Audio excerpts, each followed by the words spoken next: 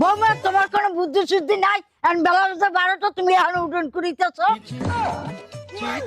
আমাদের সময় সকাল 5টায় উঠন করিতাম, তোমার বাবা মা কিছু শিখে নাই। ঠিক আছে মা, কালকে থেকে আমি ভোর 5টায় উঠান বাড়ি ঝাড় দিয়ে দেব।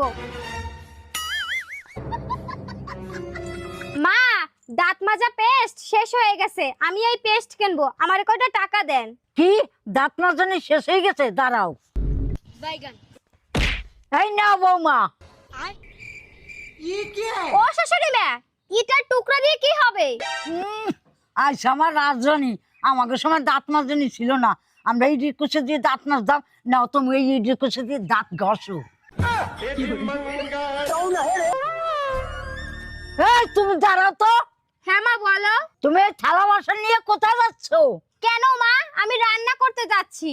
আমাদের সময় স্নান না করকে আমরা রাঁধতে যাই।